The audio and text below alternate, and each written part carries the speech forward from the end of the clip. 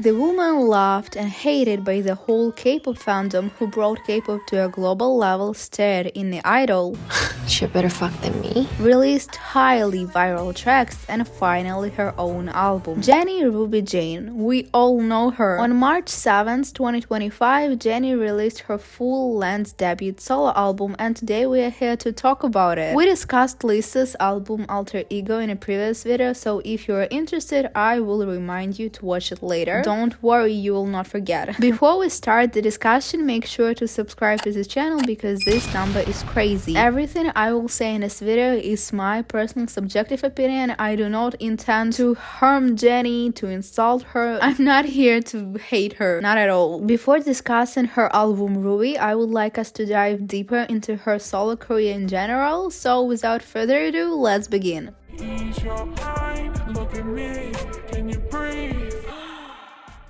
Jennie Kim, better known by her mononym Jennie, is a South Korean rapper and member of the group Blackpink. In November 2018, she released her first solo single album, Solo. In January 2021, Jennie performed a remix version of Solo during Blackpink's concert in the show broadcast. The remix featured a new rap section written by Jennie and an extended dance break. In 2023, Jennie debuted as an actress in the American series The Idol under the pseudonym Jennie Ruby Jane. The song One of the Girls was released on June 23, 2023 as a part of the album for the series The Idol Episode 4. It became very popular due to support from Blackpink fans who posted videos with Jennie's part on TikTok. That's when Jennie blew up globally, I think. After the ending of Blackpink's world tour on October 4, YG Entertainment announced the release of a special single You and Me in 2 days. The song debuted at number 7 on the Billboard Global 200 and topped the Billboard Global XL. But as we know, You and Me was already popular even before the release, but the company somehow ignored it and released it only after the ending of the tour, which makes no sense to me. But that's another story. In December 2023, YG Entertainment announced that the group contracts for each Blackpink members were continued, including Jennie, though individual contracts were still being discussed. And later, Jennie shared that she had founded her own company, Haute Atelier, back in November that same year. And as we know, individual contracts were not renewed. Jennie then had a single Spot with Zico, which went viral among the K-pop community. If you're wondering why I am telling you all of this, it's so you can understand the scale of Jennie's career in the West. Even me, I didn't fully realize how big her Western fanbase already was, unlike Lisa, who couldn't achieve that for some reason. On October 11th, 2024, Jennie released the viral and popular single Mantra. I instantly liked this song. It's light and perfect as her first single after ending her individual contract with the company. The music video is very dynamic and high quality, thanks to the director Tanu Muino, by the way, who is Ukrainian. Just saying. Only 3 months later, which is strangely long, we saw the unexpected Zen music video, followed by collaborations with Dominic Fike, Doja Cat, Raya. Oh no. Oh my god. Followed by collaborations with Dominic Fike and Doechii. And on March 7, the album Ruby was released. Initially, I thought Zen was just an intro or some promo video for the album, but it's a full song already available on Spotify. We're gonna talk about Zen later. So, on March 7, the album Ruby was released. All the previously released collaborations were instantly likable to me, and also Jennie got some hate for trying too hard in a rap song Extra L, and for supposedly relying too much on collaborations. I don't agree with this specific hate. Collaborations are necessary for her as a new artist, or at least for someone who wants to be a global artist. The balance between solo songs and collaborations in the album is good. Specifically for Extra L, she was criticized for trying too hard, but that part is meant to be exactly like that. Generally, Jennie's promotion was quite smart. Starting in January 2025, she released a solo song and 2 powerful collaborations, one of which topped the Spotify chart. What is great is that we didn't have to wait too long between each release, which kept the interest in Jennie building. Though I'm still surprised that there was a 3-month gap between Mantra and Zen. Maybe that because we got Christmas and all that stuff, and it really is not the best time for debut album, but it is what it is. Let's talk about each song of the album individually. Intro. Although I'm not a fan of intros in albums, this track felt quite fitting for Jennie's debut album, especially for listeners hearing her for the first time. Like Jennie, absolute fire. It doesn't get boring because it's short but still so catchy. Start a War. Unfortunately, I can't evaluate this song because it's a sample and quite a common one. We'll talk about this later though. Handlebars sounds like a global hit, a light song with a vibey video. I'm very surprised that it's not in global charts for now. It's not my music actually, but objectively it's very high quality. With Eye Up. Absolutely unclear to me, and once again a popular sample. Extra L, Just a Bop, a very unexpected but high quality collaboration. Considering how big Doechii is now, it's insane to me. It's a very good idea to collaborate with her. Jennie showed herself as a rapper and didn't get overshadowed by Doechii, which is extremely crazy because Doechii is a strong rapper and Jennie did not get overshadowed. Mantra. Honestly, I am done with this song. I can't listen to it anymore, but that's only because I overplayed it at the time. It's perfect, absolutely perfect as a pre-release track and generally light and vibey song. It could have been the song of the summer if it hadn't been released in October though. Love Hangover. The perfect blend, light and absolutely new for Jennie's sound. High quality, perfect collaboration. I just love it so much. And even Dominic Fike's part grew onto me, or whatever they say. I just like it now. Zen. At first, this song went unnoticed by me and I thought it was some intro or a short film, but now I literally listen to it every day, a couple of times per day. I feel like that girl, I feel like a bad girl, and I like it. Damn right. Honestly, kind of boring for me. The sound isn't my thing, but objectively, it's light, not a bad song, but could have been better. FTS. I can vibe to it when I'm in a sad mood and it lifts my spirits. It's easy, light, and all that stuff, but I listen to it very rarely. Wait. This is your reminder to subscribe because this number is crazy. Come on, do it. You'll forget. Okay, let's continue now. Filter. Absolutely stunning song.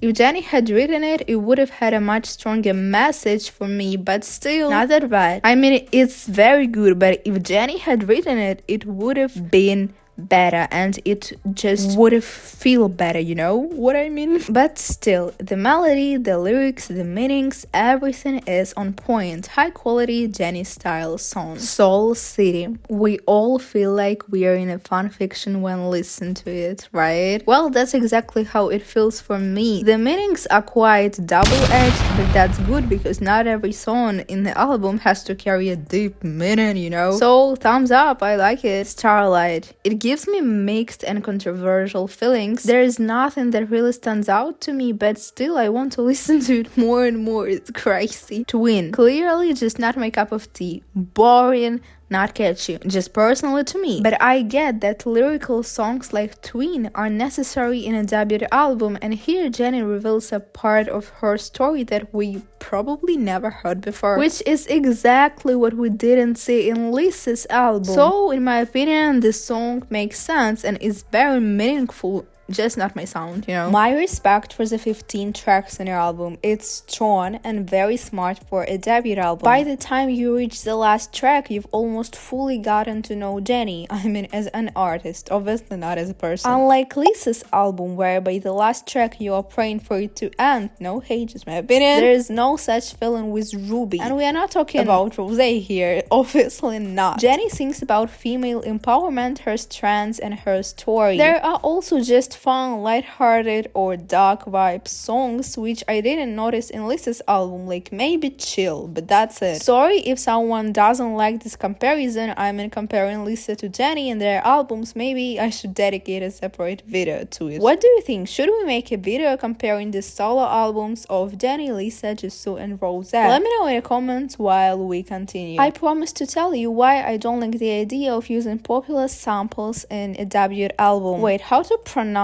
sample? Sample. Okay, sample. So I promised to tell you why I don't like the idea of using popular samples in a debut album. Someone's global debut is meant to showcase their creativity, unique ideas, and vision, something that makes them stand out. In my opinion, using samples in a debut album is acceptable only if it's either a rare, not heard sample or an old, well-known song that has been forgotten and the artist now wants to give it new life, new sound, you know? But Jennie used extremely popular samples once you recognize within the first few notes the moment you hear them, like almost immediately. These samples get recycled year after year and we've all heard them. The best, the most original and the most unique way they're used still remains the original version of the sample. And when another artist incorporates them, people just say, oh, she's the one who recorded a song over an original song name. But when an artist revives a forgotten classic, people are more likely to say, oh, that's the one who gave a legendary song a new sound. And you might say something like, who cares what people say, but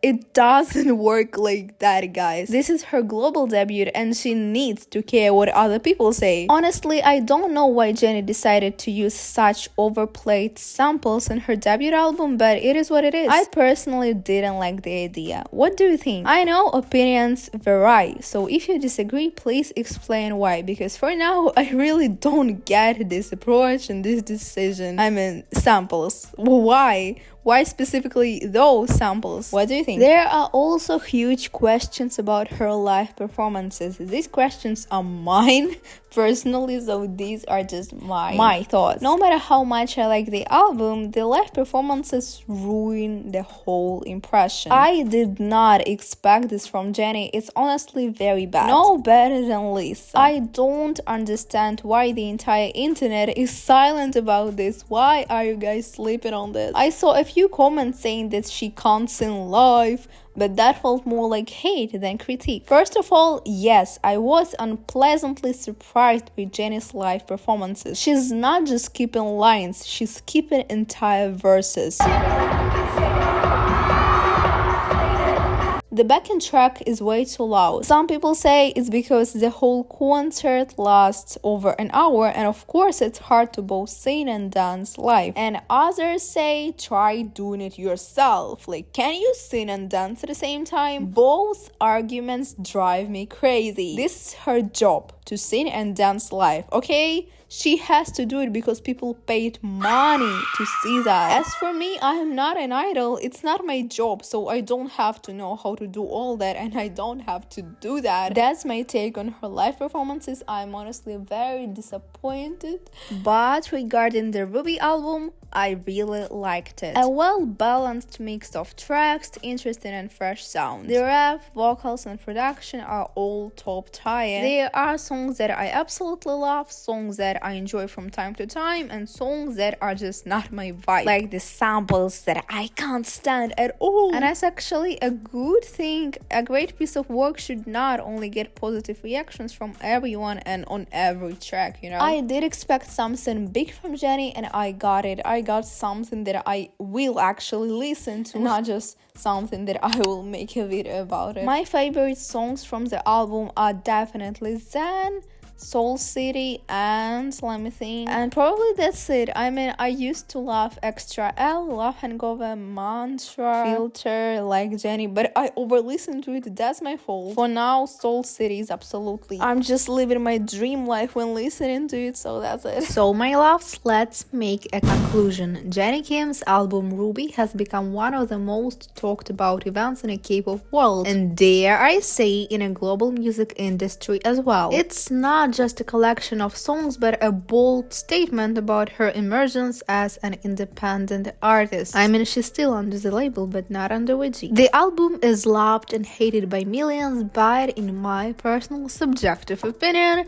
it's really good for a debut album. This album serves as a certain milestone in her career, from a Blackpink member conquering global stages to a solo artist setting trends and pushing the boundaries of her sound. Before Ruby's release, Jennie Jennie ran a successful promotional campaign, dropping several powerful singles and collaborations. Mantra became a viral hit, then surprised with its unexpected aesthetics, and collaborations with Dominic Fike and Doechii brought additional global attention to the album, especially Extra L with Doechii and Dua Lipa then too. As for the album itself, it turned out to be quite diverse. Jennie experiments with genres blending rap, pop, electronic, and even R&B. However, some aspects are really questionable. The use of overly popular samples are not my cup of tea, but I haven't seen people really having bad opinions on it. So maybe it's just me. A debut album is a chance to showcase one's unique style, but relying on recognizable melodies, in my opinion, might take an artist seem less original. For example, with The Eye Up and Start a War, they sound great, but their familiar samples make them feel more like remixes. And even though I still like the lyrics for With The Eye Up because they kinda make sense, another point that I don't really like about Ruby are the live performances of the album. While the album itself is high quality for me, her performances left mixed reactions. She skipped entire verses, like that's crazy. It's more than Lisa. Lol. And the backing track was too loud also. I truly think that a global artist must be prepared for such challenges, and this is something Jennie will have to address. Overall, Ruby is a strong debut album that showcases Jennie's versatility and ambition as a solo performer. It's well-crafted, balanced in its mix of solo tracks and collaborations, and despite certain flaws, solidifies Jennie's status as a global star. She is a rising star, and the fact that she is in top Spotify world with her solo song and not collaboration is even crazy. I am truly proud of her. I did not expect Jennie to be on 7th place or something. Moreover, I didn't think that Jennie will be at that place, but I'm really proud. She deserves it, and the whole album left mostly a great impression on me. What do you think? Which track stood out to you the most? And do you really like Ruby? There are millions of people and there are millions of opinions. Maybe not millions, but 5,000 hopefully will watch my video. Don't forget to subscribe. It will greatly support my channel. Keep in mind that I didn't mean to hate anyone, okay? Thank you so much for watching. See you later. Don't miss me. Bye! Wait, I also promised to remind you to watch these videos about Lisa's album. So now, bye!